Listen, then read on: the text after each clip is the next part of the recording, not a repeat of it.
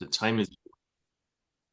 So Brendan, if you can share your How's screen, that? jump in. Is We're that ready to working? go. Is that Yes. working now? That's working Yes. okay. I'll leave it like this if it's all the same to you, just so that it's a little easier to navigate Perfect. and go through this. So, are you ready? Do I need a hear a Yes. cue or whatever? All right. Okay. So, so thanks for first of all, Taylor. Thanks and the team there. Thanks for having me. I'm going to talk quickly about sales, 15 minutes or so, really, and just kind of get through a few key points. There's a handout that I gave to Hannah, and either you folks can send it out, or if you send me an email, I'll happily send it to you. And my contact information is available at the end. Basically, what I'm going to talk about is the importance of having structure in your sales calls.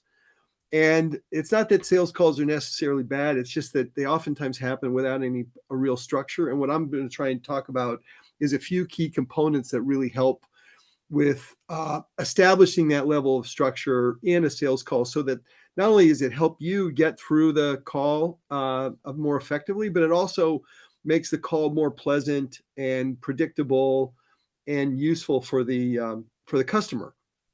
And I really view sales calls as really as conversations. I oftentimes customer conversations rather than a sales call, and I view them as a trust building, momentum setting opportunity. And if you think of them in those terms, I think it's a little easier to jump into and a little less foreboding. It's one of the things I talk about in all my sales consulting and sales coaching with companies is that you have to think about your mindset is a very important component in sales, and that is and so many things I talk about try and help you establish a mindset that's much more relaxed and more customer focused, and kind of take the pressure off you to close. So with that in mind, I'll spend a quick moment about me. One of my pieces of advice is don't spend time talking about you. Nobody cares. And so I'll assume that that's the case here as well. So here are a few things. I've written a book on sales. I've done a bunch of enterprise sales work for, basically 40 years with entrepreneur residents, and I've started up and I've done all that sort of stuff. So I have a fair amount of background. And for the last 20 years, I've been doing a lot of sales consulting, fractional sales management, and that sort of thing. So I have a fair amount of experience in this space, and it's a fun one to talk about. So what I'm doing is I'm going to spend time talking about 7 kind of simple things that you can do to make the sales process more effective for everybody. And the first one starts before the start of the call or the conversation, and that is to do some prep. And it's surprising how often one of the things that I the kind of the catalyst for all these kind of points is I spend a lot of time doing what's called a sales call tune-up for individuals and for companies, and I'll listen in on calls, or they'll send me a recording and so forth. And there are certain things that come up over and over again, and these are some of the things that I'm going to touch on today. And this first one is being prepared before the call starts. And that really does set you in a position to kind of be much more effective during the call, much more relaxed and so forth. And some of that prep is just as simple as hitting LinkedIn, hitting the customer's company site, looking at recent news, and just so you know a little bit more about what's going to happen, what's driving them, or what are some of the factors that they're thinking about. What are some of their priorities? And what you want to know is, from a timing standpoint, did they just get funding? Did they just have a bad sales quarter? Those sorts of things can really flavor and influence the direction of the call and some of the things you might talk about. And that brings me to the next point, which is use that preparation to think up some meaningful discovery questions or observations. Now, and I spend a lot of time talking about discovery as an important part of the sales process. And so you should have some regular questions that you just absolutely need to know. But there may be some specific ones you want to have for that specific call, and make sure you take an opportunity to do exactly that. And that is come up with some questions that will be pertinent to this specific conversation. The other thing in terms of prep is to send a short pre-call agenda. And it can be very simple, 3 bullets. Hey, we're going to try and cover these 3 things. if there's something else that we should be covering, or there's someone else that should be attending, please let me know or forward this along. And then if there's something that you want to attach to help them prep for that call, by all means do it. One of the things I would say is assume that they're not going to actually look at it. So basically what the pre-call agenda just does is reconfirm these are the things you want to talk about. And then use that to number 2 is figure out what you want to try and accomplish before you start the call. And that is, what does success look like? What does success look like for the customer? This is particularly important. And what does it look like for you? Like, what do you need to get out of this call, the conversation, for you to know that A, it's a good fit, it's not a good fit. And one of the things I would say is you're as interested in seeing if this is not a fit as you are it is a fit. And that is, so the things that you want to try and determine are, what's the likelihood that this is going to move forward? And are you qualifying? Are you looking to uncover needs? Are you all that sort of stuff. And the other thing is, it helps to write it down. So as part of that prep, figure out where you want to go, so you know what the objective is. And then third, when you get into the call, you want to make sure that you're asking the right sorts of questions, and then open-ended questions. So not questions that can be answered with a yes or no, but rather, what's going on in your situation? What caused you to want to have a call with me? Or what are the key things you'd like to take out of this meeting? That's a great way to start a conversation. When you start the conversation, for example, start the call, you might say, here's what we're going to cover. Go back to the quick agenda that you sent them earlier, and then say, here are the things what would you like to get out of this call? And then when they answer something, then you might say, oh, excellent, tell me more. And that's a natural way to kind of weave into the conversation and use discovery to kind of figure out what needs to happen. And then use that as a way to figure out exactly when you're going to start to introduce, now I'm going to spend a few minutes talking about those sorts of things. Here's my agenda, going back to the agenda, we're going to cover this, this, and this, and I'm going to address some of the things that you brought up. And in the course of the next few minutes, in terms of that information exchange that you need to get in front of them. And then in terms of asking questions, make sure you use silence where you can. And that is to say, one of the things I stress a lot with customers or with people I'm coaching is, when you ask a question, pause before when they're talking, pause after they finish. So wait a second before you jump right in, because what oftentimes will happen is they'll continue talking. And what it also does, it helps set an environment where the customer feels comfortable that they've got the space to embellish upon what they had to say. And it's usually those sorts of moments where you really learn the important things about what their motivations are, what their challenges are, what their buying criteria might be. And it also sets up this environment where they feel as though they're being heard. And that's very important if you're going to establish any kind of level of trust.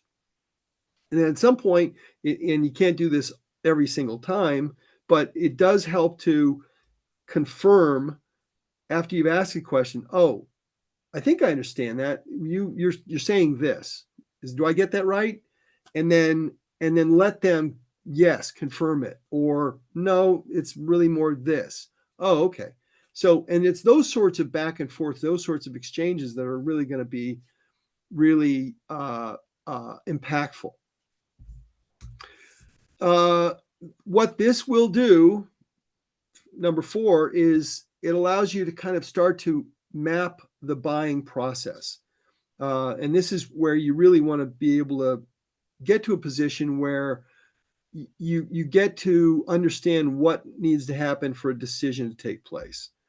And these are the sorts of questions oftentimes that anyone that's not comfortable selling hesitates to ask, but they're critically important. And that is, who else is involved? Who else gets to weigh in on this? Who gets impacted by this? If we go ahead with this decision, if you do, who really benefits, or who loses? And those sorts of questions, are uncomfortable to make, to ask of a customer. But if you ask them in the right way and at the right time, you can learn a tremendous about what the buying process is like, and what you're up against. So, what's it like to, what's the process for you folks on your side, and where would you see this going awry, or where, what are the things we need to be aware of if we're going to move forward? And at the same time, you can share at this point the things that you'll require. And this is where you need this. Well, one of the things we're going to need access to this data, or access to this system, or we're going to need to talk to the CFO, and here's why. And if you can explain these things ahead of time, you can establish that, hey, here's the process we want. If you want to do this, this is what needs to take place. And it really becomes a project for both of you to kind of figure out. And if you're not doing this at some point, you're really not driving towards a solution, and this doesn't benefit you, and it really doesn't benefit your customer either. So, and this is a simple one, number 5, and that is, you need to manage the clock. If you got 30 minutes, you want to be able to wrap up in 25. If you got an hour, the first thing I would ask is, why do you need an hour? The second thing I would ask is, make sure that that 5 minutes, 10 minutes from the end, you're ready to wrap up. You want those last few minutes to be able to confirm all the things that you've established, clarify opportunities, clarify your understanding of things, clarify if there's a next step. It gives yourself a buffer, and it gives the customer a buffer to like absorb whatever additional complications that may have turned up in the course of the call. It makes you feel, it gives you a sense of confidence that you're not dropping off in the last second, and people are clicking off before you've had a chance to confirm things. And so that's that margin of error. It's when you ask the question, so what do you think? Does this sound right? What didn't you hear? And these sorts of things, you want to have that margin, that 5 minutes at the end, to let them answer those sorts of questions, right? And then finally, people are busy. And so if you can get on a call, do what you need to do, explain things, and give them 5 minutes back, then the chances are quite good that you're going to be able to get another call with them, that they know that you're respectful of their time, that you're professional and efficient and get things done quickly and painlessly. They're much more inclined to get on the call with you again. 6 is, try and finish with a very specific intent, and that is, you want to know where things stand by the end of the conversation. You don't have to be super blunt, but you do want to try and summarize, hey, here's what we talked about. And again, you want to try and do this before the last 5 minutes of the call or so. Here's what I heard. Here's what we tried to cover. Here's some of the open items. Here's what I'm going to get back with. What did I miss? What did we, who else needs to get involved in this? Those sorts of things. What would you have liked to have heard? What didn't you like? What did you like? And then you really kind of want to figure out not just next steps, but is there a next step? And there's nothing wrong with saying, does this look like something you can use? Do you think this might be something you'd buy?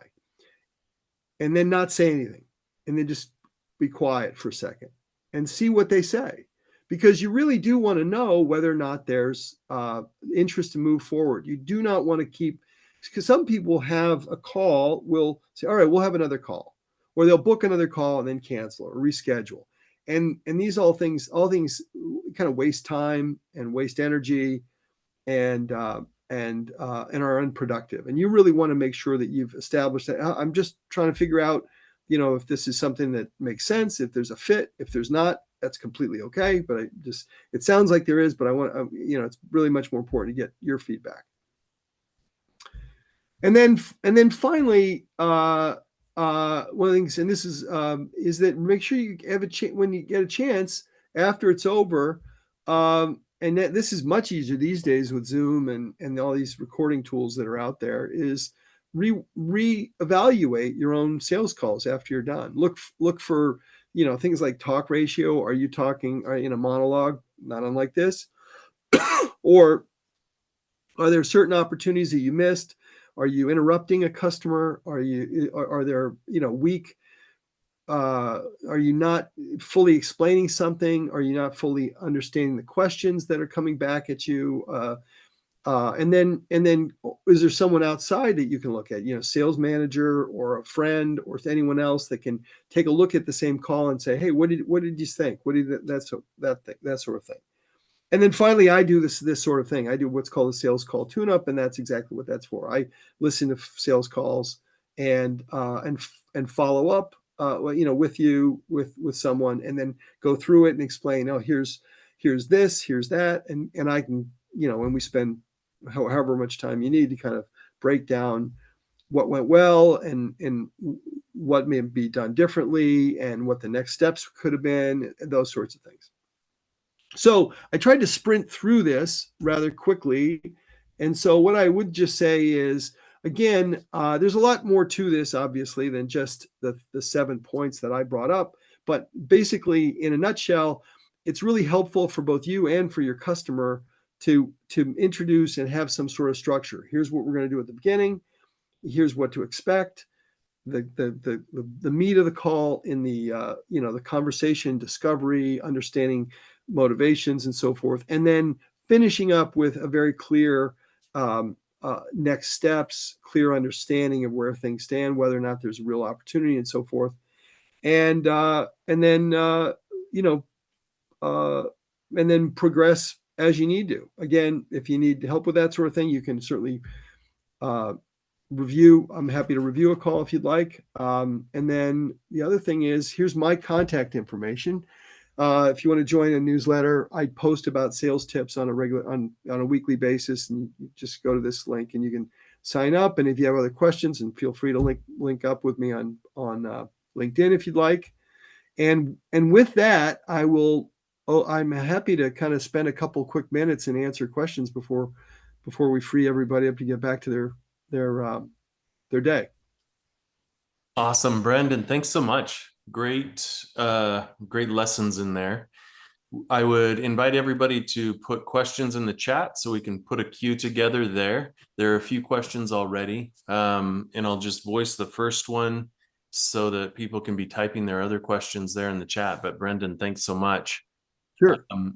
First question, have you found any tools that help you automate the prep for calls, but also any of the follow-up for the calls? You mentioned in, I think, step 1, how you would suggest prepping for a call, and with all of the AI tools that are coming out and automation tools, what does a good tech stack look like for that right now? Well, there are so many now, and it's such a dynamic world right now. And at some level, it's a little scary, because I think a lot of this stuff really is at some level, is going to fundamentally change how we do our jobs. But like the standard ones are ChatGPT and Claude and Perplexity and ones like that. And what I first and foremost, and then of course you've got all the recording tools that are all becoming AI, embedded with AI. Tactic, TAC, TIQ is one, Ask Elephant's another. they do these sorts of things, and they analyze your Firefly. They're all any of these recording tools. I'm sure Zoom is going to be doing the same sort of thing, so they can really analyze and provide the transcripts, and in real time. What I find preps me for prep is I go to ChatGPT now or Claude. I use both of those, and I ask them, I explain a little bit in terms of, hey, this is what I've got. I've got a call with Taylor Bench, and he's at this. Here's his link, and so forth. And what are some of the things I should know about Taylor, and what should I know about his company, and then I'll ask questions of it going on, and then use that to kind of, are there anything particularly interesting that's happening with Summit or with Midday, and then go from there. That's what I would do. And then, of course, you could provide LinkedIn and so forth, and that gives you a fair amount of prep work. And what's going to happen is what's going to happen very soon is you're going to have your CRM, Pipedrive or Salesforce or whatever, and you're going to type in, I've got a call with Taylor on this date, and you're going to hit return, and then it's going to go off and do that stuff all for you directly. And you're not going to, I think that's going to be inevitable. Yeah, and just on the follow-up there from Corey Ivans, do you use the same tech stack for follow-up after calls? I'm a little old school on this because, the two things. One is I find the transcript now it's in everything, right? So Google Meet has a transcript, and Zoom does transcript and all that. So I drop the transcript into ChatGPT, and then I just say summarize. And Tactic does this. You hit a button, it does it, and so others do. And I use both of those. And what I do is then I will use that to then craft an email. I like to think I'm pretty good at writing emails, and so I use the summary as a starting off point for where I write the follow-up email. So it helps me catch some things, and I try and do it fresh when it's right within the next hour or two, to just follow up. Hey, thanks. Here's blah blah blah, and what I'm trying to do is make the email very crisp and also very kind of personal. And one of the things I find that ChatGPT doesn't do particularly well is it has a way of being so efficient that it very quickly ends up looking like it was written by an AI. So I have a sense of humor that's a certain way, and so I want to inflict that upon people whether they like it or not. That's my approach with my kids as well. Yeah, for sure. That's good. I like it. In the chat, Joel McKay echoed your suggestion on creating an agenda, and that being a fine art of creating a good agenda. And Dr. Hall, do you want to come off of mute and share some context to your about feel, felt, found? So, Brendan, I thought maybe I would just ask you, based on your experience with sales calls, how you have used a technique, or maybe you've used something similar, feel, felt, found. How have you seen that work in helping to resolve concerns that you encounter during the sales call? Yeah, that's excellent. The feel, it's good to think that way, feel, felt, found, in your head, as long as you're not saying it out loud, right, to them as verbatim, because that becomes very quickly a tick, and people pick up on that. And the minute they start feeling like, oh, this person is selling to me, it's like it's the equivalent of saying, like, what's your pain? It's become so frequent that it's now sort of trite, and it ends up being a trigger. But that said, thinking that way is, I think, very useful for a couple reasons. One is, if you can, when a customer talks about something this is the certain issue they're wrestling with. If you can weave it in as a story, oh yeah, I think I understand that. Tell me more. That's oftentimes helpful, so they can kind of elaborate, and then gives you some time to kind of formulate your answer, and think and get more detail. And then what I try and do, what I think is really helpful, is to say something like, I understand. I think I understand what you're doing. Yeah. Or what you're talking about. Or I understand. Oh yeah, we did this. They had the same sort of a thing.